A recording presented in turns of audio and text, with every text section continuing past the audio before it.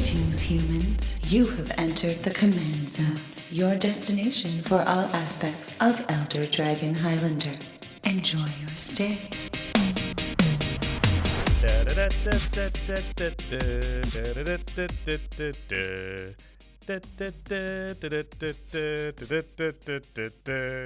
Have a Holly Commander Christmas. That didn't work. Clicky kaki mas. That's not it either. Wiki laki wa wiki idiot mas. Merry Christmas. Mele Kaliki Maka. There it is. That's not what you were singing, though. Because it's Commander Christmas, everybody. It is, and it's come early in August. How's it going, everyone? You're watching / listening to the Command Zone podcast. I'm your host, Jimmy Wong. How's it? It's Josh Lee Kwai. And it is time, as you can see, the wonderful, bountiful display of gifts in front of us, for 4 brand new decks of Commander 2017 to be out. And we can finally talk about them. We've been holding them for a very long time because of game nights. We had this stuff early, and but now you all know about all the cards, so we're allowed to bust them out and chat. And this is going to be our sort of first look show. So we are going to do a lot of extra content in the coming weeks because Commander product is such a big deal for us, obviously, in our show. We're going to start, and this first look is just kind of an overview of the entirety of the Commander 2017 set. Mm-hmm. There's a lot of stuff to go through. Yeah, there really is. So we're not going to get real specific on this episode. We're just going to sort of take a broad look at all the new cards, what's been reprinted, what hasn't, that kind of thing. And then we will have following episodes. We've got a lot planned, breaking down each single precon, breaking down some of the new commanders. We've asked some of our friends to construct decks around some of the new commanders. Yeah, so we're going to be supplying a lot of commander stuff to you. Actually, on that note, if you are a first-time listener, a first-time watcher, or you know someone that is interested in getting into Commander, please tell them to subscribe and find the Command Zone podcast either on YouTube or on the podcast, because this entire next couple of weeks will be dedicated towards Commander 2017. It can get anyone's foot in the door and is a great way to start for new players. Make sure they watch the new game nights, too, which just came out, and that's a good look at how these decks are going to play and how much fun they are. And spoiler alert, they're a lot of fun. They are a lot of fun. All right, they usually are. Yeah, they always are. And, well, anyway, before we get into it, we need to talk about our awesome sponsors. Card Kingdom is going to be the best place for you to go to actually pick up this product. So if you're watching the show, you're a Commander fan, and Commander fans are going to want these things. If you use our affiliate link, which is cardkingdom.com/C17, it'll take you directly to the page where you can pre-order these Commander 2017 precons. And we're going to talk about them all today. I mean, personally, I'm getting all of them. Yeah, I am too. I mean, we always do, so that's no big surprise. But even if you want to cherry pick, after listening to some of our reviews about which one you want, that's still going to be the place to go. Because when you order cards through Card Kingdom that way, not only are you getting the Magic cards that you want, you're also helping the Command Zone and game nights, stay on, keep the lights on, as we always say, and keep coming out. So we really appreciate all that support. And specifically, the new affiliate link, because it's Commander 2017, is cardkingdom.com/C17. So make sure you use that if you're going to be buying some Commander product. All right, our other sponsor for the show is Ultra.PRO. Obviously, they do a great job making a lot of really awesome products, including what you're seeing in front of you. They have these deck boxes that are themed to each commander. They fit 100 cards sleeved easily with the tokens, as well as themed sleeves for each of the decks. And you actually can't see it here, but if I flip this around, you'll see that these have the new backs, the gray backs that the Eclipse sleeves have. And we call it the Eclipse technology. I don't know if that's the official, what they officially deem it, but that's what we call it. And actually, because I know that full art prints are usually a little more rough hewn, they can break apart more easily. With this stuff inside out, actually, they've improved it quite a bit. And we shuffled these up for game nights, and I enjoyed the process immensely. Yeah. And you can get the playmats. Ultra.PRO also makes the matching playmats. So you can have deck box, sleeves, playmats, all themed around your new commander. It's pretty sweet. It is pretty sweet. The other way to support the show is directly. If you go to patreon.com/commandzone, you can contribute directly to the show. In fact, we call out one lucky patron every single episode, and this episode is dedicated to FELIX Thomas. FELIX. You rock. You also have a really cool name. You do have a cool name. And you got that superhero thing where you have 2 first names. Oh, yeah, that's true. Yeah. Like Josh Lee Kwai. Or Jimmy Wong. All right, let's get into it. It's our main topic, Commander 2017 first look. You're looking at it for the first time, and let's unpack what's inside. Yep, tribal. So that's what we've been sold. But there's actually a whole bunch of stuff in here that's for non-tribal decks, which is exciting to me because I've said before, tribal's not my favorite thing ever. Although this set has gotten me a little more excited about tribal than normal. Me too. So we're going to take a broad look, like we said, not breaking it down into real in-depth specifics. We'll wait for later for that. But I said we're going to look at the good, the bad, and the ugly. Haha, Dragon. I see what you did there. You got that? Yeah. All right, well, let's start with the obvious, the new legendaries. So there are some reprints and whatnot of legendary creatures, but there are 16 brand new legendaries. 16? I thought there were only 4, 1 per deck. How does that work, Josh? They always do 3 per deck in every year, but in some years they've done more. And in this one, there's actually 4 per deck, although I don't know if it breaks down exactly like that. One might have 5, one might have 3. I didn't break it down that way. But there's 16 total. Some are not. When you buy the precon, some of them you won't be able to run as the commander of that deck because, like this one, Balin, the Wandering Knight, is a mono white commander. Right. So, but that is a new legendary card. But if you take the precon, you can't really run Balin as your commander because what do you do with all the green cards? Yeah. So there's a few that are like that. There's some 2-color ones. There's 2 different Taigams.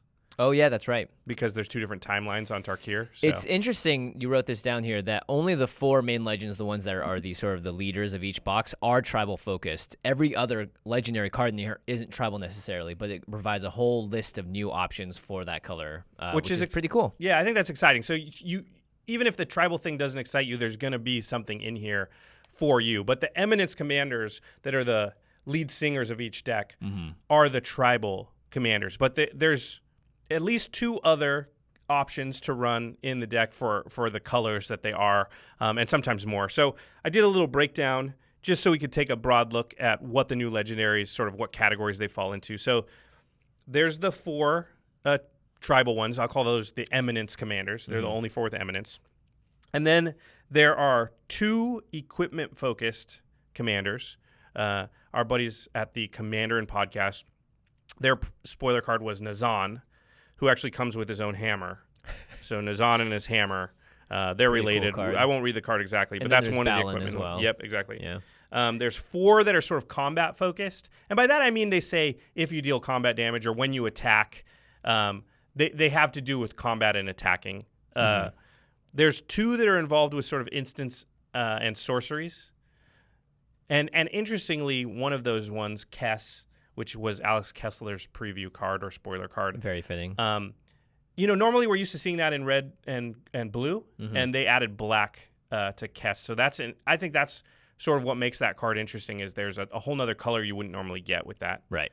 There's one that's kind of big mana. That's Ramos, which we'll talk about in a second. My boy. That's sort of a combo-y big mana one. There's one that's involved with activated abilities, which I'm super excited about. Again, talk about that in a second. There's one that's involved with life gain. And there's really only one that's sort of involved with graveyard recursion or messing with your graveyard, and that's one of the Taigams. Yeah, and there's actually, not outside of these legendary creatures, there are other ones that are reprints. Correct. So there are a couple, like Kemble is more of a tokeny build and goes in the deck. So there's Vela, there's some other ones, but we're talking only about the new ones. So as far as like new commanders you haven't had access to before, that's sort of how it breaks down. That's pretty sweet. You know, I am a little sad that they didn't print any partner commanders this time around. Yeah, I mean, we kind of knew they wouldn't. They never repeated really, and especially not that quickly. So it's not surprising, but man, I would love to have more partner options. I feel like that's something we'll get in the future, right? I definitely think we'll get in the future, and also we have not even come close to exploring the full territory of what you can do with the current ones anyway. Yeah, that's a really good point. Okay, so Jimmy, we've got 16 new legendaries. Which one are you most excited about? This has been the one that I've been excited about from the beginning. It's Ramos Dragon Engine. He's a 6-drop legendary artifact creature dragon that's a 4/4 with flying, so lame. But whenever you cast a spell, put a +1/+1 counter on Ramos for each of that spell's colors. This screams Josh Lee Kwai. Yeah. And the crazy thing is you can remove 5 +1/+1 counters from Ramos, and you can add Progenitus mana to your mana pool, which is 2 of each of the colors, and you can only do this once per turn, but you can do it at instant speed. It's pretty cool. Not to mention that you can cast this commander without having perfect mana because he is colorless, or she. I don't know. I'm just excited for this card because I'm finally going to be able to build a 5-color dragon deck that isn't Scion or Ur Dragon. It doesn't have to be dragon either. Like it doesn't care about dragon specifically. It just cares about you casting stuff with a lot of different colors. Right. Yeah, this card, it should be my favorite card or most exciting card from the set, but it has to fall to the numbers 2 slot for me. But I am very excited about Ramos. It just seems like you can do a lot of broken stuff. Yeah, you can definitely do a lot of broken stuff. It seems like you can see it from a long way coming. The cool thing is you can use a lot of different ways to put +1/+1 counters on Ramos as well. Good so point. It's not just casting like a 5-color spell, but it's absurd amount of ramp. It's absurd amount. Like you can cast Progenitors off this. This is crazy. Yeah, that's a really good point. There's probably a lot of cards that allow you to put enough counters on it that you actually gain mana by doing it. Right. Right. So. And you get a color. If it's like a 2-color spell, you get an additional 2 +1/+1 counters just from that spell alone or whatever. Yeah, good point. Oh, so interesting yeah. card. I think that card's gonna be pretty sweet. Some fun decks. The one I'm looking forward to the most is Maresil the Pretender. Maresil is 1 and Grixis, so 4 mana total for a 4/4 human wizard, legendary creature. It's an interesting card. When Maresil enters the battlefield, you may exile an artifact or creature card from your hand or graveyard and put a cage counter on it.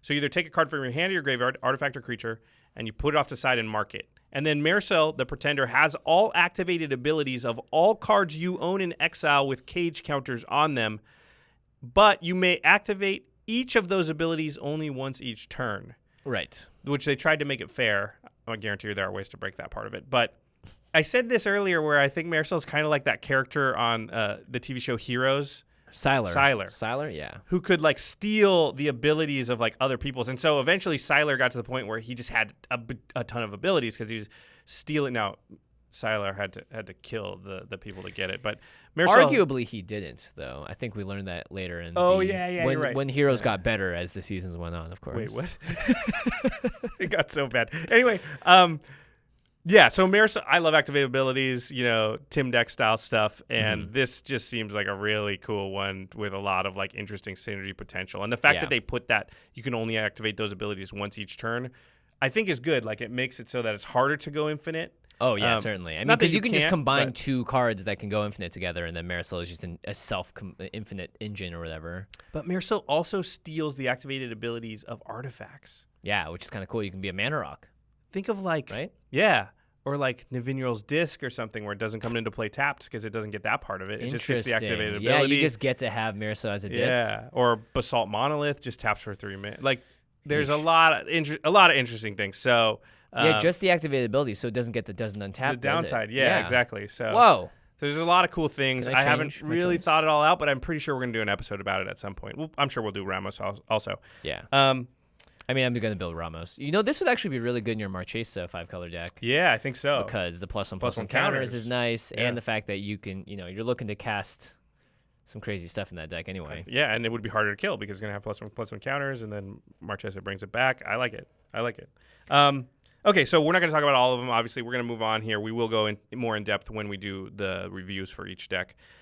So, let's talk about Eminence. Yeah, so let's talk about the big mechanic from the set, which is Eminence. It's broken. It's very powerful. Now, we've had a chance. We're lucky because of game nights. We had a chance to play with these decks, so we've seen it in action.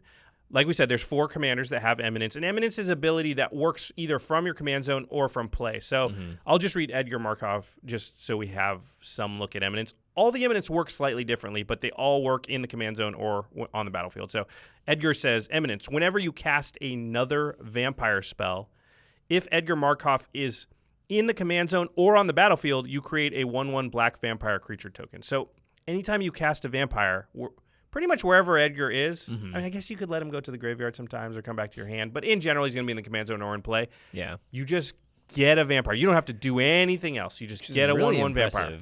The fact that these all work outside the command zone reminds me of Aloro, and there are so many people that complain about Aloro being like sort of breaking the format of how the game works. Yeah, it's pretty crazy. I do like all of the Eminence abilities. I like the cat one a lot, actually, because it doesn't specify it needs to be a cat, right? No, you have to have a target cat. Oh, darn. Yeah. Never mind. I was just kidding. Yeah, so all the tribal Eminence abilities are tribal Eminence. So it does take it down a notch in terms of the power level. Yeah. But it's still very powerful in a deck that's dedicated to doing that thing. Just because, I said this in the game nights, and I said it in the last episode too, or one of the episodes, that I didn't even want to cast my commander after a while. I was like, what's the point? I could waste my mana on this and still get the ability if I didn't waste it. you said this also, I think, which is that it's very similar to starting the game with an enchantment. Yeah. Although an enchantment that can't be gotten rid of. It's kind of more like an emblem, I guess, but you have an effect that's going to affect your entire deck, and you don't have to spend any mana to cast it. You don't have to make sure you draw it. You're just going to get that effect. It's very powerful. I think Edgar's kind of the best one. I think Ur-Dragon might be up there. It just makes your dragons cost 1 less, though. Yeah, but it adds up. Yeah, I do like. I mean, having that ability is like you got ramped across 80 different. Not 80 different cards. You ramped across all your cards. But Edgar's is crazy because when he comes in and does his thing, then he like works really well with both sides of his cards. Yeah. Yeah. Erbo's good. Again, it's one of those things that I think doesn't scale great later. Inala. I think Inala can be broken. Inala might be my second. Inala definitely can be broken, but not in the precon that she's built into. Yeah, that deck seems a little bit. Well, we'll talk about it. But we'll later. discuss that. Yeah. If you guys didn't know, we do breakdowns of each of the decks, usually in pairs. But now that there are only 4 decks this time, we only have to do 2 episodes. Sometimes we do 2, 2, 1. It's a little awkward. It's a little awkward. But yeah, we'll definitely talk about the decks and their power level and how to level them up. That's one of the things we do in our slate of programming for Commander yearly products. For Commander Christmas. Commander Christmas. So an interesting thing about this year is there's no like overall mechanic. In years past, there was like the Undaunted mechanic. Right. And there was like the Myriad mechanic. And this year there isn't. They didn't sort of make a new multiplayer mechanic for the whole format. Now they did some weird stuff. Like there's a card with Goad. Oh, yeah. There's a card with Phasing. Phasing. So, that card is... I love this card, by the way. We're definitely going to talk about that card. But they didn't bring back an overall like mechanic that sort of ties everything together like they have in years past. So that's an interesting choice. I don't know what it means, but maybe they felt they're not constrained by doing that every time now. Yeah, and also Eminence does seem like a big enough thing that it's interesting because that's a good point. If you look at the kinds of cards you have in these decks, it spans a much larger... I think this is... I like this set a lot because it seems like there's a ton of utility packed into each of the decks. And except for maybe the Cat one because it's so equipment themed. But like just looking at all the Grixis commanders in the Inala deck, they're very different from another. Marisol could not be more different than Inala. Yeah, it's true. So, yeah. All right, well, let's talk about the new stuff that's sort of in the 99. So moving past the commanders and everything, there's a few cycles, and then there's some cards that are repeated. You know, there's one card that's in all of the decks. Yeah, Path of Ancestry. Yeah, it's a new land. And it's a common. Doesn't matter because it's a commander product. But this is a land I think we'll see. Just it's one of those cards that we made like a commander template. This is a card that you just put in there. Yeah, I think this goes in a lot of decks. Not necessarily every deck, but it's very, very good. Any 3-color deck and up, I would put this in there. So Path of Ancestry enters the battlefield tapped, and you can tap it to add to your mana pool 1 mana of any color in your commander's color identity. So that's the same as Command Tower. When that mana is spent to cast a creature spell that shares a creature type with your commander, scry 1. So you said this really well. In a lot of decks, this is just an enters the battlefield tri-land. Which is playable in most 3-color decks and up. Yeah. Definitely 4 and 5, you want this card for sure. Heck yeah. Because there's no land that taps for 4 mana, right? Yep. Yeah. And you're not even going to necessarily need the scry part of it if it's just a 4-color mana land. Like, if you could put another command tower in your deck that enters the battlefield tapped, would you do it? Yes. If the answer is yes, then you're definitely putting this in there. If you happen to occasionally get scry 1 out of it, then awesome. You only need to do that a couple of times to really like get max value, I think, out of something like this. Yeah, I think once you're at 2-color, it's not as good because you wouldn't play just a Guildgate or a Scry land. And so how often do you have to Scry to make that worth it? I think at least... I think you still play Scry lands, but I agree. I mean, I don't play... It makes your mana base clunkier for no reason. Yeah, I mean, Scry land's obviously better than a Guildgate, but it's... I don't know. I think Scry lands are good. They're not great. You usually play Shock lands. I think you can play it. It's not optimal, right, in 2-color decks. Unless, again, you have, like... if you're playing like an elf as your commander and you've got at least 10 elves in your deck, then I think it's totally worth it, right? You're going to scry at least twice off it, probably. Yeah. 3-color, you have to scry less because it's giving you more utility from the extra color. Yeah. I like it. I mean, I think we're going to see it a lot on the battlefield, and a lot of people, and myself included, and you too, because we have so many decks, right? So like our top 5 decks, they're running with great optimal mana bases. Yeah. Once you get down to my 6th, 7th, 8th deck, I'm running a lot of janky lands because I just don't have that many awesome lands. Janky lands, Lee Kwai. Yeah, so, once you get down to my lower decks, this is going in a lot of them because, it'd be great if I had old school dual lands and shock lands for every single deck, but I don't. So this is just fine in those sort of, middle tier decks. And definitely put it in any decks that have tribal themes. Yep. Or even just like a bunch of humans, for instance. Yeah, exactly. I bet you'll notice that a lot of your decks, I just have like my commander's a human and I just happen to have like 8 or 9 humans in the deck. It's not a tribal deck, it just happens to have that, in which case this land is going to be pretty good. Yeah. There are 2 cycles in the set. The first is the Cursed cycle. Do you want to read all of these? I think they're all really interesting to talk about. We can just, each one enchants a player, and then if any player attacks the cursed player, they get an effect. So we can just read the effects. So the white one, Vitality, is whenever enchanted player is attacked, you gain 2 life, and then each opponent attacking that player does the same. So everyone, you gain 2. It's really weird text. Yeah.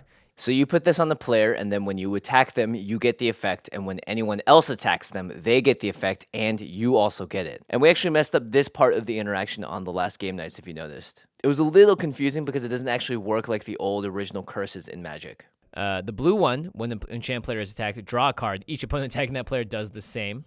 So that one's pretty good. That's big incentive, right? If you put the blue one on, people are going to want to attack that player. Yeah. Yeah. And it's interesting because it's sort of like you're playing archenemy a little bit by forcing everyone to attack one person. And it's, as we found in game nights, it's hard to argue against. It's like, well, I'm not going to not attack you if I'm going to get a card from it. Like, I'm going to get value. So. Imagine if they have a free block, too. Then it's like, I'm always attacking you. Yep.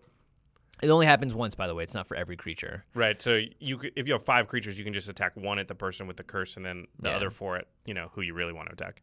Curse of Disturbance, which is the black one. Whenever a enchanted player is attacked, create a 2/2 black zombie creature token. All right, not bad. I mean, getting just a free creature off an attack isn't bad at all. Yep. Opulence, this is the one I like the most. Surprisingly good. Yeah, for the red deck too. And it only costs 1 red mana. Whenever enchanted player is attacked, create a colorless artifact token named Gold. It has sacrifice this artifact, add 1 mana to any color to your mana pool. So it just gives you mana ramp. Yeah, it just gives you one of those gold tokens. And then the green one is really interesting. Whenever enchanted player is attacked, untap all non-land permanents you control. Each opponent attacking that player untaps all non-land permanents he or she controls. So that's kind of cool. That's Combo City. Play it in like your Rishkar deck, right? Oh god, it'd be so good in Rishkar. It's true. I do want to point out that it's the same guy in all the art. Yeah. So Mel Lee pointed that out to us when she was on game nights, and they call it like the most unluckiest planeswalker. Yeah, the unluckiest planeswalker. This poor guy's just having a really bad day. I like the Curse of Opulence one though, because he's like, whoa, they're all throwing money. Whoa. Yeah, I got money just spilling out of my pockets. What's going on? Yeah, and the Verbosity one it's the free information is happening because he's getting drunk at the table, which I think is really interesting. And everyone's like listening in. Yeah. Yeah. I think the white one's pretty bad. Yeah, the white red one's one bad. and the blue one might be playable. Maybe they're not great. These are among the first cards I would say to take out probably when you're building it. But you know what? It's not like they do nothing. I think in any game they're going to do a surprising amount of work, both from the novelty factor. I kind of like the idea of when they came down, I was like, heck yeah, I'm attacking this person. I want this benefit. And then the green one, I think if you have a deck that can really combo with it, then you should go all out. There's a second cycle of cards. And again, there's 1 in each color. It's the Kindred cycle, and these are tribal-themed effects. So there's Kindred Boon, which is the white one. It's 2 white for an enchantment. They all say as you enter the battlefield, you choose a creature type, or when you cast it, you choose a creature type. Mm-hmm. This one is as it enters the battlefield, you choose a creature type. And then you can pay 1 in a white and put a divinity counter on target creature you control of the chosen type. So if you're in the cat deck, you declare cats as you play this, and then at any time you can pay 1 in a white and put a divinity counter on the cat. And then each creature you control with a divinity counter on it has indestructible. So pretty good. I like that. This is interesting because there are cards from the past, from Kamigawa, that actually have divinity counters or get them or they matter. And so they already come in with divinity counters. Like, there's probably some combo-tastic stuff you can do with that. I think most of those are spirits. So, and it's probably just good if you're just protecting, normal run-of-the-mill stuff. You have a tribal deck or something with enough of a tribe. So it might even be good enough if you just choose the creature type of your commander in some decks. Right. Yeah. Yeah. The blue one is called Kindred Discovery. I got this one out in game nights, and it was pretty good. It's 3 blue for an enchantment. As it enters the battlefield, you choose a creature type, and then whenever a creature you control of the chosen type enters the battlefield or attacks, you draw a card. This one's pretty high value because you play a creature, you already get the card back, and then when it attacks, you get another card. And if more than one attack, you draw more than one card. Yeah. Yeah. This with the Locust God. Oh my goodness. I think it just goes straight infinite. Although I think it might kill you immediately. Yeah, it's not a May ability. So all you have to do is the Locust God a May literally- ability? Like, do you have to make the Locust or not? That would actually, I think that might be a. We'll find out very soon. Yeah. So what happens is all you need to do is draw one card with Kindred Discovery on the battlefield, and then Locust God will trigger from drawing the card. And Make then a Locust. Make That triggers a Locust. Kindred Discovery. Yeah, and then it'll just keep going. So, it is not a May ability. Oh, so if you play this with Locust God, you're gonna kill yourself unless you want to mill yourself out at that moment. Yeah, but it is a 2-card combo: Kindred Discovery into Locust God into 1 draw. That's it. That's all, folks. That's all, folks. So this seems pretty good in any tribal deck. Again, these are all tribal focused, so you have to have enough, critical mass of that creature type to make it worth it. They're also very high mana cost. Yeah. Kindred Boon is 4 mana, Kindred Discovery is 5, and this next one. This next one is 7 mana, so it's Kindred Hey. Dominance. It's 5 black for a sorcery. You choose a creature type and destroy all creatures that aren't of the chosen type. So it's kind of a one-sided board wipe for 7 mana. Not very good the more common your creature type is. If you're like humans. Not as good. Dragons, maybe. Birds. You're probably fine if it's birds, although Yeah. I don't know why you're in black. Yeah. I don't know if that's good. It in Garrick's Wake is 9 mana and just destroys all creatures and planeswalkers you don't control. Yeah. 7 and 9, there's a big difference there. I don't know. That card might be playable. Okay, the green one is Kindred Summons, also 7 mana. 5 green. Instant. Choose a creature type, reveal cards from the top of your library until you reveal X creature cards of the chosen type, where X is the number of creatures you control of that type. And then the rest get shuffled into your library. But those cards go onto the battlefield. So let's say you have 5 elves, you cast this, you reveal the top 5 cards. Oh, no, you reveal cards until you get 5 elves. 5 elves, yeah. So this card is actually potentially a game winner, right? This could just drive you right into the big combo pieces you need to win if you build your deck in a way that's like... Actually, especially elves, man, because you might have like 12 elves on the battlefield. This is the crazy thing. You could do this with, let's say you're like, I'm going to choose creature type human. Guaranteed one thing's going to come out of your deck if you build your deck to only have one other human. Yeah, if your commander is a certain type and it combos with another card of the other type, this will guarantee get you it as long as that's the only other like that type in your deck. Yeah, you have to have one of that creature on the battlefield. But if it's your commander. Yeah, but if it's your commander. Oh, that's really interesting. Yeah. Or let's say the Locust God. If the only other god in your deck is Perforos, you guaranteed are going to get Perforos out, right? Something like that? Yeah. Okay. Listen, we're not judges, so don't yell at us if we're getting some of these rulings color wrong. restrictions. No, it's new correct. New cards always get us in trouble. We never made a but mistake. It feels correct. I haven't made a single mistake today. Kindred Charge. 4 red for a sorcery. This is the red one. Choose a creature type. For each creature you control of the chosen type, create a token that's a copy of that creature. Those tokens gain haste, and then they exile at the beginning of the next end step. So you kind of kiki-jiki everything once. Yeah, everything of the chosen type. Yeah, but that's still really powerful, I think. It is 6 mana, though, but if you're able to sack those guys into more mana, then it's not as big of a waste. It's just tough with these cards costing that much. I mean, there's got to be a Goblin deck where that kind of wins you the game, is my guess. Certainly. And again, with Perforos. Or even just like choosing, like, seems insect, expensive for that. Right? You could play this in the Locust God deck. Doesn't, like, Second Harvest just double all your tokens? I guess this makes tokens of creatures that aren't tokens, though. Yes. I'm iffy on that card. It seems okay. The green one seems really good, actually. Yeah. Yeah, I didn't even think. It's 7 mana, though. You can almost just tooth and nail for that amount. Yeah. I mean, once you're at 7 mana, you should be tooth and nailing if that's the kind of win you're going for. Yeah. Although it's green, you're going to have a lot of mana. So there's those are the 2 cycles, so we're going to move on from that. There are 3 cards that are sort of multiples in each deck. They're artifacts, and they're not in every deck, but there's like, they're in 2 of the decks or they're in 3 of the decks. Right. The first one is Heirloom Blade. That's 3 mana for an artifact equipment. It costs 1 to equip, and target creature gets +3/+1. But then it says, whenever equipped creature dies, you may reveal cards from the top of your library until you reveal a creature card that shares a creature type with it. Mm-hmm. And then you put that card into your hand and the rest on the bottom of your library in any order. So this is almost a better Kindred Summons, except it doesn't go on the battlefield. You could do the same thing, right?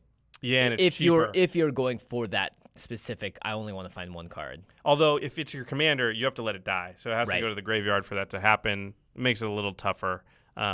It's just good value, I think, in like a cat deck or something like that, where, just now when that creature dies, you're going to get a card to replace it.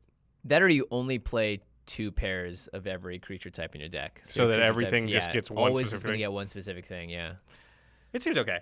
Yeah. It's it's only 1 to equip, so I like that part about it. Once you get it out, it's fairly cheap to sort of move it around and get value. And the thing is, the fact that whenever it dies, you just get a card is pretty sweet. I wonder if in like Shadowborn Apostles, it'd be worth it. You move it over, sack it. That gives you the mana. You get another Shadowborn Apostle. Yeah. And you can keep doing that. I don't know what. You could get a lot of mana if you have Ashnod's Altar out. Yeah, you're getting extra mana that way. 1 mana for the equip.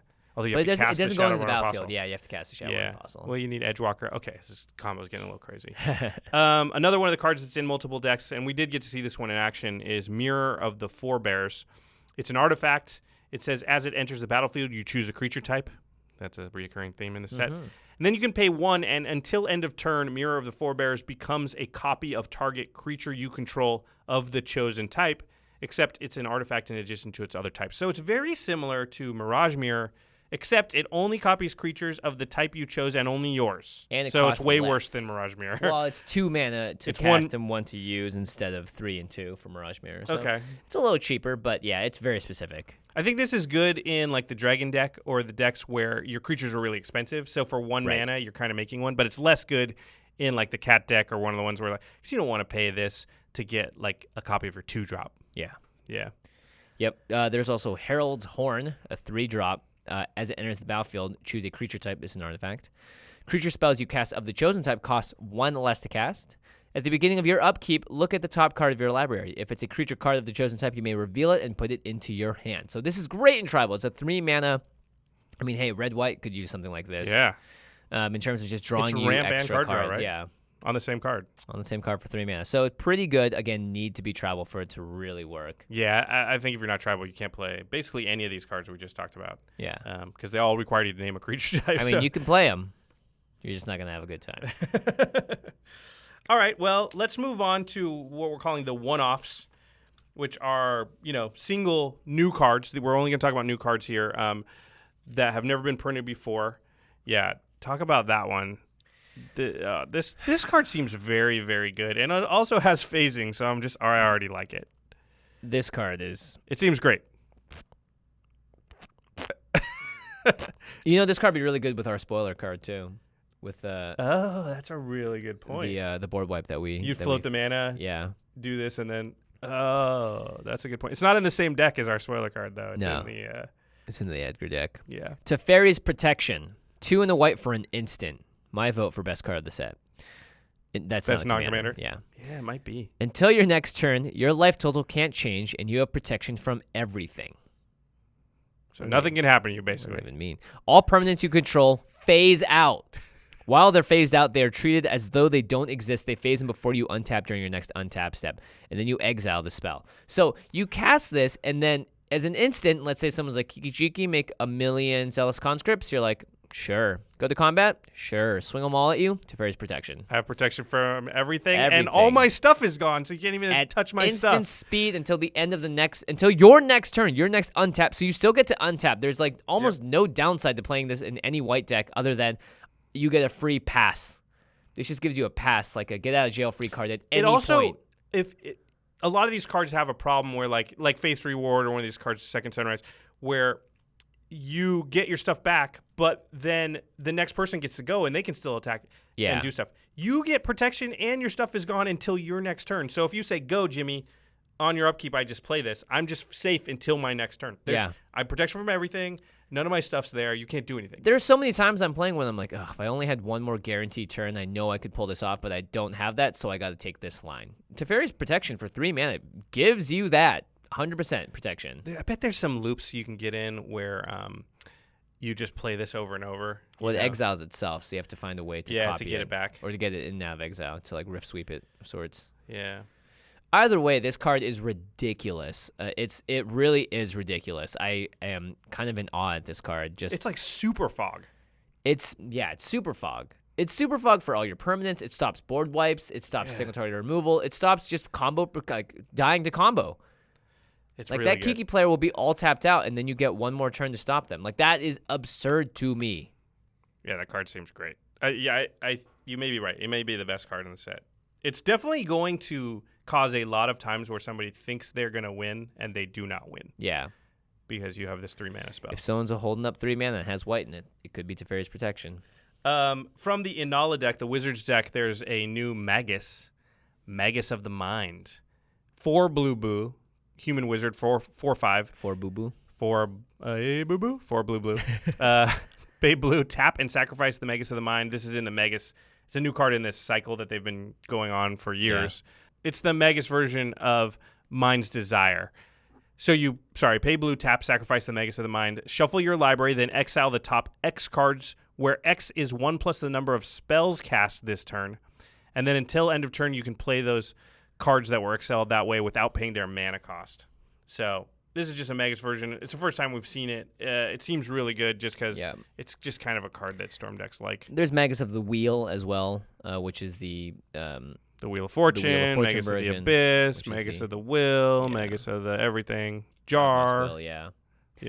Is there a Magus of the Jar? Yeah, Memory Jar on a stick. There's a whole bunch of them. The only downside is that now the original spell costs 4 blue. This costs 4 blue, as well as a blue and a tap to activate it. So it costs a little bit more than the original spell. But it's a way to have redundancy in the deck if you're looking for another effect like Mind's Desire, which is pretty good. I would also say that what you can do is play this and then wait till your next turn. And now you get this effect for 1 mana where it used to cost you 6. Yeah, exactly. So if you're able to flash it in at the end of the turn and then go off and not have to spend 6 mana to storm off with Mind's Desire, then it seems like you're in great shape. If anybody casts Magus of the Mind and doesn't immediately activate it to do stuff, you kill that card. Yeah. They're going to go off. They wouldn't cast it otherwise.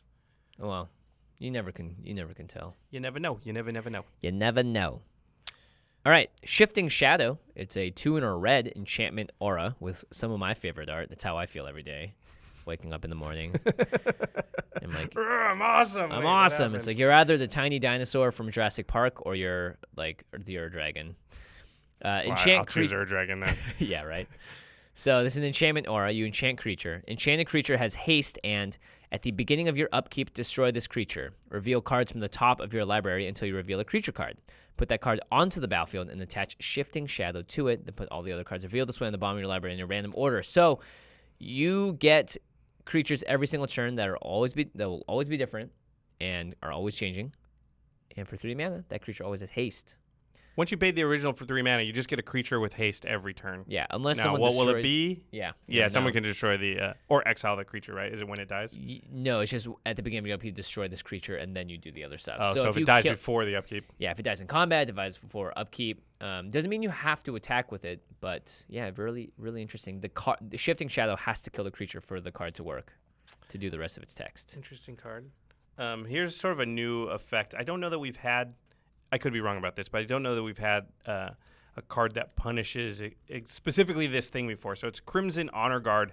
It's 3 red for a Vampire Knight. It's a 4/5, has trample, but it says at the beginning of each player's end step, Crimson Honor Guard deals 4 damage to that player unless he or she controls a commander. So it sort of punishes my decks that don't play their commander a lot. Yeah, I don't think this kind of effect has ever been done. I can't think of one off the top of my head, and 4 damage is quite a lot. Yeah, it's a 5 mana spell to get out, but it's kind of like Sulfuric Vortex, but on crack. You know, it's like going a little bit harder in the paint. It's each player's end step and deals 4 damage to them unless they control a commander. So it's a lot of damage over time. Especially if you're in a deck that's not really likely to cast its commander or not going to do it quickly. Yeah. Anyway, I kind of liked that because it felt like it was aimed at me. Very unique ability. Yeah. It was definitely not aimed at you. All right. Goad has returned with Disrupt Decorum. Disrupt Decorum. Darn it. I made a mistake. I said I hadn't made one today yet.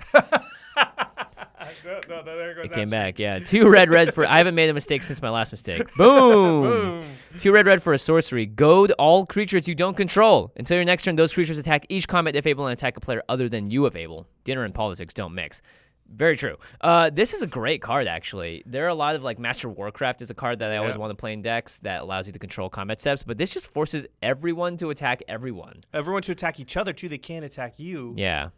It seems actually pretty good and can really cause good. a lot of mayhem. And it gets rid of their blockers, right? Because they have to attack. So, yeah, I kind of like that card. Yeah, and like it may cause a lot of also hate amongst the table if people don't know how to deal with it correctly. Well, and there's also, you think, it won't cause hate because the players know that they have to attack each other and you caused it. But the thing is, if you're in a 4-person game and you play that, when it comes to my turn, I have to attack somebody, but I still have a choice. I can attack this person or that person. So each individual person can be mad that I didn't choose the other one. So there is still some responsibility on my head. Add a couple of creatures in there that are like, this one has Annihilator. Oh, I'm so sorry. It has to come at someone. You know, like you're going to make some enemies if you're forcing the right creatures to attack with Disrupt Decorum. I like it. Here's an interesting one. I had this in the Game Nights game. I don't want to spoil how it turned out, but I'll just say that it took me a long time holding it in my hand over a few turns to figure out how to use it in a good manner. So it's Fractured Identity. You used it very well, by the way. Yeah, but I was staring at it for a long time because, well, it's 3, a blue and a white for a sorcery. It says exile target non-land permanent. That seems good. 5 mana, but that seems good. But then it says each player other than its controller creates a token that's a copy of it. So very bizarre. It's super bizarre. You cast this and then it's exiled from the person you cast it from, but everybody else gets one. It makes you go, well, geez, if that thing's bad and I want to get rid of it, do I want 3 more of it to exist? I mean, I want to have one probably, but I don't know if I want 2 other ones from my other 2 opponents. Yeah. I mean, you have to watch Game Nights to see what happened with this card because it definitely has interesting interactions that you wouldn't think of, and it combos in weird ways with other cards. I was thinking about this, maybe a Zedru deck. Oh, interesting. Wants to give... You know, Zedru's trying to give stuff to people. Well, this gives 3 of it to your opponent, so you could do your own thing, right? Because it says also like a Nekusar deck might want like do this on your own. Oh, sorry, my Nekusar is 5 colors, so I can have this card. Yours probably isn't, so you can stop writing your comment right now. But if in Nekusar like Howling Mine, now there are 3 Howling Mines. I don't care who has the Howling Mine. I just want more of them. It's interesting with Zedru because he wants permanence that you control with other people, but this thing of having other people have stuff is still kind of in the spirit of the Zedru deck. There's some cards that sort of like are bad for you if you have them, so you can cast that, give it to everybody. It's interesting. I don't know. Okay, all right. Traverse the Outlands is a 4 and a green for a sorcery. Search your library for up to X basic land cards, where X is the greatest power among creatures you control. Wait a second. Wait, hold on. 5 mana. 5 mana. Wait. But doesn't green have a lot of power on their creatures? But those cards onto the battlefield tap, then shuffle your library. So for 5 mana, you could rape yourself for like 5 lands. Easily. Easily, yeah. Think of like, we play Explosive Vegetation, right? That just goes in a lot of green decks. That's 4 mana, get 2 basic lands. Yeah, this is 5 mana. This is almost always going to be like more than that. It's usually going to be at least 5 lands, right? I would hope so. I mean, it could also be 0 lands if you don't have any creatures in play. Or if you cast this and then someone like exiles your biggest creature. That's a good point. But what if you're like in Xenagos, right? You give your creature double power, you attack, and then you cast this, and now all of a sudden you have every land in your deck on the library. This is good in 2-color decks. A lot worse than 3-color decks. Yeah, I could easily see it being where like, listen, I can get 12 lands, but I only have 8 basics that I can get. Hey, but so what? 5 mana, get 80 of your basics in play is still good, right? This card seems bonkers to me. I think that's going to be one of those cards that people play it and everybody groans because they just have so many lands now. And then think of like Gitrog monster decks that just want to get lands into play to do crazy stuff with them. Yeah, I think that card's really good.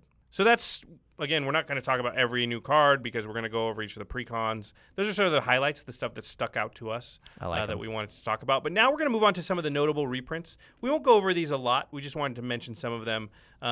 Because, you know, one of the things that's good about the precons is they tend to be very high on the value scale. So you tend to buy a precon, it costs $35 bucks or so, and you actually get, you know, $60 worth of cards or whatever. Now, I will say what tends to happen is that's the price at the start, and then because of all the reprints in this, the prices will get depressed for a little while. So we're going to talk about we won't call it specific prices necessarily, but, you know, those are going to change because of the reprint. But then a lot of these cards are a little bit expensive for a reason, and they will tend to climb back up over time. So, and we've seen that with a lot of cards too, like Commander Sphere and stuff, and like even Arachnogenesis, like cards that definitely like are underwhelming cards at first, or cards that just sort of like, oh, that's really powerful, but you know, it seems to be printing a lot. They definitely raise up over time. Look at like Chromatic Lantern that got reprinted last year, and it's already really way back up to what it was before, so the reprint didn't actually hurt the price that much. So I would suggest listening to the episode we did with Jason Alt about looking into Commander 2070 and Tribal and sort of what to expect, and he was spot on. By the way, I'll say. Well, turns out Jason knows about finance. But this is also good to think about because it might be time to pick up these cards right when this product comes out, if these are cards you wanted, because they're going to be sort of the lowest they're going to be for a while, and then they're going to tend to climb back up, probably. Usually, the more they relate to the set they come out in. So, for instance, Chromatic Lantern went up because 4-color mana bases are just harder to achieve now. So, the more they relate to the set that they come out in, the higher potential they have to go through the roof.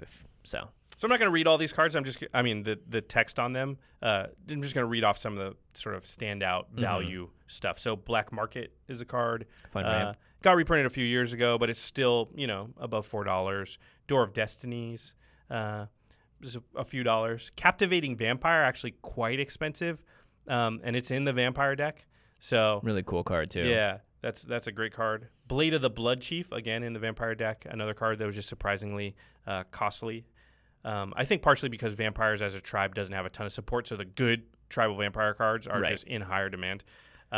My girl. Yeah, your girl, Marchesa the Black Rose. I think this is the first time she's been reprinted since... Yeah, I don't think since she's... Conspiracy. Yeah, so... She was never that expensive to begin with, but it's just another great way to get a Marchesa. It's a good commander. I think she's probably like $6 or $7, I think. Yeah, that's about that. She might have gone down... It's a good commander? It's a great commander. Sorry, it's a great commander. But there was only one place to get it before. Now there's a second, so that's good.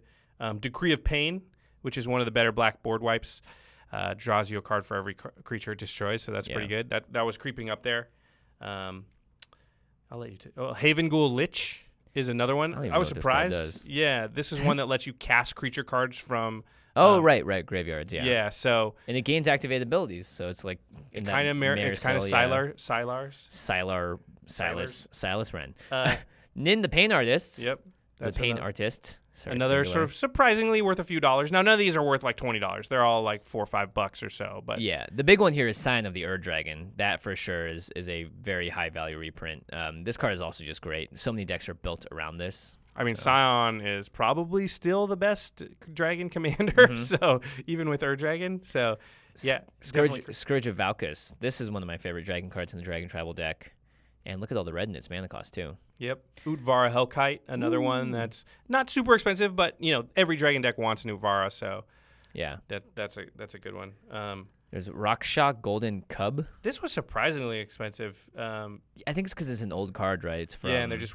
maybe it hadn't been reprinted or something, I don't know for sure, but it was surprisingly costly, and it's good in the 99 of a cat deck. Yeah, and this is a card that I think you should definitely pick up because the Cat Tribal deck and this go perfectly hand in hand, so... I mean, it was reprinted in this set, so yeah, if you need it for something else or you're not buying that, it's going to go down now, and I would grab it, yeah. Leonin Shikari, which is sort of the staple for any equipment deck. You can essentially activate equip cost at instant speed, so pretty good. Yeah, and that's a good point, right? Because the equipment decks span the spectrum of all the colors, so it's Leonin Shikari just isn't something that's only going in a cat deck. It's going to go in a lot, so it's probably going to climb back up over time. The big one, I think the most expensive, listen, we could be wrong, we're not finance guys, but I believe that the most expensive reprint overall is Mirari's Wake. Yeah. So I'm not sure exactly what the price point on it is right now, but that is reprinted in the cat deck, and that's a really good card that goes in a ton of decks, so I'm happy to see that reprint. And then Quiet as Spike was another one that just... Speak? Yeah, there's some other ones that are, in the $2.50 to $3 range. We didn't call them all out, but these are sort of the standouts. Nothing huge. No, and I'm not that surprised actually because I think a lot of the cards in the set, I think they're valuing them a little higher. I think they're going to go up. I think also, like Jason has talked about this when he's on our show, it's if they actually put too much value in any of the decks, then what happens is people tend to, like stores or finance people tend to buy them, crack them open, and then nobody can actually find the precons. Yeah, I mean, and that's happened like 2 or 3 times now over the past sort of few years. True Name Nemesis kind of caused that, and the Atraxa deck is more popular than the rest, and nobody can find that now. And honestly, too, I really hate the idea of people cracking open precons to get one card out of it. That happened with True Name Nemesis, and I would much rather them be an Eternal Masters pack or like an Iconic Masters kind of thing because that's just a better way to get, I think, honestly, more copies of a card out there. So I'm not too worried about it. There seems to be a lot of value in the cards already in here. So I mean, I guarantee, and we didn't do the full breakdown of the decks, but they always do it, and it's like $35 or $40 for the deck, and you get like $90 to $100 worth of value, and it's probably going to be similar this time. Right. So that's good. Because a lot of cards, it's just hard to have 100 cards, and they're all worth 35 cents. Yeah, I agree. Okay, well, we added a new category, so we haven't done this in the past, but I thought it would be interesting. Let's talk about some notable not reprinted cards. So there had been speculation previously about what cards would be included in this set, and once again, Jason Alt turned out to be, and I know he was sort of riffing off some other article by somebody else. I know Jason's the one that came on our show and talked about it, so he opened our eyes to it.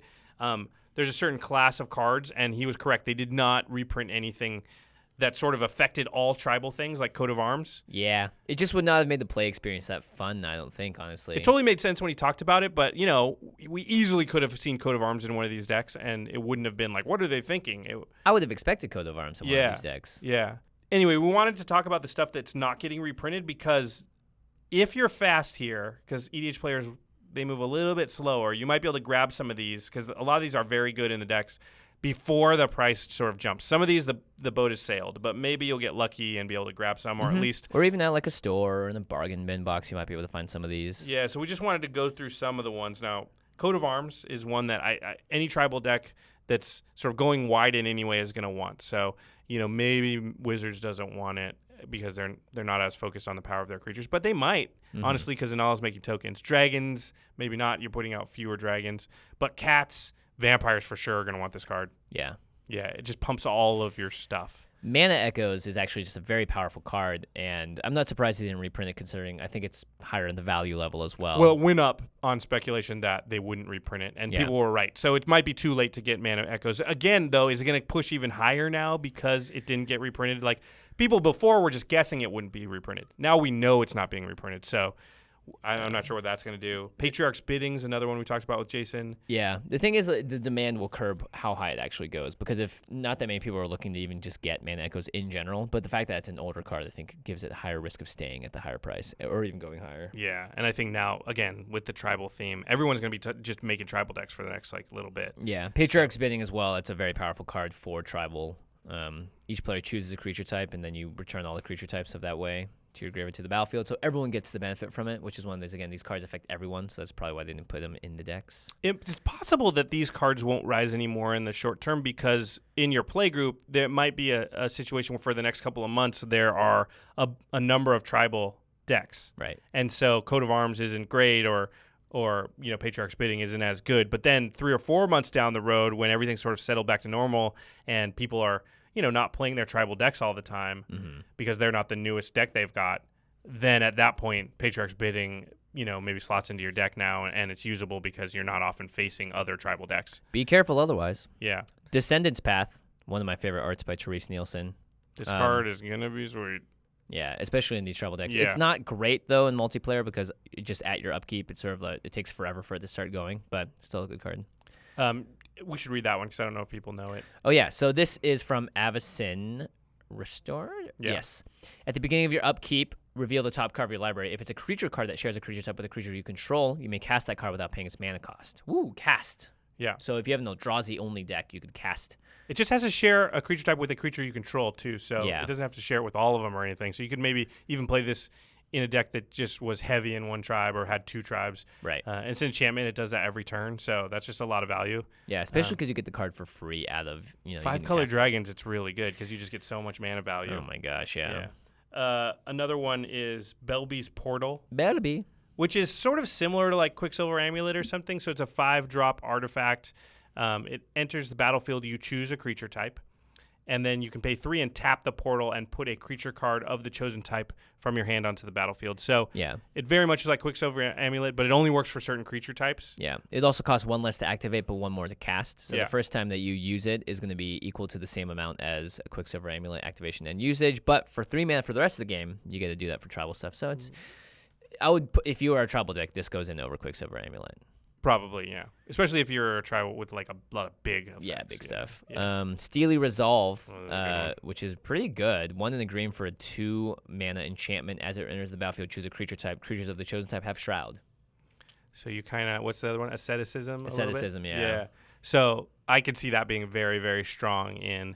It's tough in the cat deck, right? Because you want to be able to equip stuff. So Shroud's not good. Right. Good point. But in some of the decks where you're not sort of targeting your own things as much. Yeah, targeting your own things as much, it might be good. Again, dragons, you just don't want to spend 7 mana on a dragon and they just go Swords of Plowshares, right? Yeah.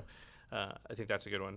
There's Mutavault, which is a land that turns into a creature that has all creature types and that can help you just get to critical mass. Some of these require certain amounts of things to get going or to have a good effect, certain amounts of, cats or wizards or whatever. And then Urza's Incubator is one that didn't get reprinted, and it's an artifact that when you choose a creature type, and then all creatures of that type cost 2 less to cast. Yeah. So it's Pretty good. really good because it only costs 3 mana to put out. Yeah, and it ramps every card in your hand essentially. All the tribal cards. All the tribal cards. Yeah. Yeah. So those are some cards that did not get reprinted. A lot of those are say choose a creature type, so they don't actually work for your opponent. So they're really good, and I think people were waiting to see if they would be reprinted. We know they're not, so something to look at. I'm not saying go run out and buy them right now, but if you're fast enough on some of that stuff, you might be able to grab it before it spikes. Yeah. It just depends. Yeah. All right. To the listeners, how do you guys think Commander 2017 looks? Good, bad, awesome, great, terrible, mediocre? Let us know. That scale was all over the place. Yeah, it was all over the place. And it was just like ping, ping, ping, ping. It was like ping-ponging back and forth. I would like to know which deck or legendary creature you're the most excited for. And also which deck you think is the weakest and the strongest, based on our Game Nights episode maybe. Because I thought for sure the episode was going to go one way, and then it did not. So I wish it went the original way, but it didn't. Yeah. But it was still sweet. Got to see the still decks in very action. I think all the decks were pretty sweet, and they all played very differently as far as the strategies they were employing, which I thought made the game cool, right? Yeah, for sure. Everyone had the very specific thing that they were doing, and you could tell that was what the deck meant to do. Yeah. I'm very interested to see what people are most excited about from the set. Is there, like, from the... Yeah, some combo that we haven't seen or something, too. Yeah, or what legendary... from the last Commander product, we could tell pretty early on that Atraxa was going to be, like, the most popular one, and I'm curious to see what this time everyone's just sort of naturally gravitating towards. So let us know that. Email, comment section, Twitter, Facebook, all good places. We would love to hear what new legendary or deck you're most excited about. Yep. Something I'm excited about, you know what else is awesome? You know what else is awesome? Is our sponsor, Card Kingdom. .com/C17. Make sure to use that affiliate link, /C17 this time rather than the normal one, to order your Commander product. It really will help to support the show and keep Card Kingdom supporting us so we can keep making this show and game nights and other awesome content that you enjoy. And I've seen some comments asking like, hey, I made some purchases in the past. I forgot to use the affiliate link. It's really easy. All you have to do is email Card Kingdom. Their email is available everywhere. Or tweet at them and be like, hey, my name is so-and-so, or hey, this is the email, or here's my order number. I meant to use the affiliate link. Can you just apply this and let them know? And it's very easy for them to find the order, be like, okay, great. This is what... this would have gone through the affiliate link. We'll give the guys credit for that, basically. Yeah, which is great. And it does help out a lot. So if you've ever made the purchase and realized you didn't use the link, it takes less than a minute to fix that issue. Just email, talk to Card Kingdom. They will be there and read the email. We really appreciate the support. Another way to support the show is to use Ultra.PRO products. Ultra.PRO, one of our great sponsors. Again, they've got all this awesome Commander 2017 themed stuff. Somebody was asking us about the banner. So we've got a scroll banner with Nicol Bolas on it behind us if you're watching the video, which is a new thing that Ultra.PRO tried. Now, it was popular, so it's hard to find, but you can still find it out there, sort of online retailers and local gaming stores. And it's a pretty sweet thing. It's like cloth, and it's not like a normal just paper poster. It unrolls. So that's something to look out for that I think a lot of people would be excited. We like to use it on our set. It looks so good. Yeah. I keep looking back at it being like, man, what a great low set piece. We just need them to make about 10 more of those, and we can fill the whole area with them. And 10 might be too many, maybe like 5 or 6. 10 might be too many. Yeah. Time to talk about the end step, where we mention and discuss something cool outside the world of Magic. I got something. You got something? No, go. I was just gonna say basketball. Oh yeah, this is sweet. Actually, I'm so excited that this is happening. Yeah. So I grew up playing golf. I grew up playing ping pong and racket sports, and all of the sports are very much form and precision, and I was always bad at ball sports. So soccer, I trip over my feet all the time. Basketball, I just can't dribble. I can't shoot. I can't do anything. And here's the thing: all the sports I mentioned earlier do not involve me physically being in contact with anyone. That's true. Right? It's just like you on your side. Sports, non-contact sports. And so recently, I started to play basketball more with my friends. And Josh has been playing basketball forever, I feel like. And it's been a blast, and I'm dedicated to getting good at it now. I walked into the office today, and he's like, got a basketball. He's like, I bought a basketball. And a pump. Yeah, I'm like, this is sweet. This is awesome. So hopefully it'll get me out and running around more, too, because it's such a good workout. Yeah, Holy crap. yeah. Especially because it's been really hot in LA, so I just sweat endlessly, but at the same time, you're playing a game. And it's the same reason I love playing Magic. It's a game. You're having fun while doing it, and then you feel like you're improving every time, too. I often say that Magic is like basketball, is like a sport, but for learning, right? So, okay. It's great for your kids because it sort of tricks them into learning math and reading comprehension. They have to enjoy the game. And basketball is the same. It tricks you into doing cardio and strength training and stuff like that. So yeah, they're great. I'm really excited. We're gonna play more basketball. It's gonna be great. I'm so rusty, but then we can challenge Marshall one of these days. Oh, I heard that guy and all sucks. those guys. He's like 6'4", though. You don't even have to be that good when you're 6'4". Not when I'm defending you. You'll feel like you're Marshall. Yeah, you feel like you're 2'5" when I'm defending you. Just don't hold it up there. Come on. He's just like this. Have you even dribbled yet? Hey, I'm on your team. Pass it to me. That's what I have to go to. This is a good end step. I like this one. Something else I like is the Masters of Modern podcast. You know what else you like? Masters of Modern podcast, our sister podcast. They talk about the modern format and all things competitive Magic. Alex Kessler and Ben Bateman are the hosts. Kessler actually got to preview his own card, which was Kess Dissident Mage, because of the name of the card was so similar to his name. They were like, you got to preview this one. So that's pretty sweet. I like that really Wizards awesome. did that. We're also going to have Kessler on an episode very soon because we had asked him to do a build of Kess. So we're going to go through a build of one of the new legendaries. We're going to do that with a couple of them. We'll have our friend Josh Kim on. Yeah. We've got some other ones planned. So look forward to that. Again, a lot of extra content this month because of this Commander release. Tons of extra content. Yeah. You can find the Master of Modern podcast on Twitter at the MMCast, also collected.company, which is our Magic Hub online. And you can check out the video versions of this podcast thanks to our editor, Terry Robertson. Make sure you go to youtube.com/the-command-zone-podcast, which also features an intro and outro graphic from Geoffrey Palmer, who does living card animations. You can find him on Twitter at livingcardsmtg. Since we're talking about a bunch of new cards and you can't look them up right now because Gatherer and a lot of things haven't been updated yet necessarily, make sure you check out the videos. You're gonna need them. That's a really good point. Videos are best for these Commander 2017. Anytime we talk about a lot of cards, videos for sure. are always best. Yeah. Unless you're driving, then please listen and don't watch. Don't watch. Safety first, everybody. Aha. All right. Thanks for listening. And we will see you next time. Peace.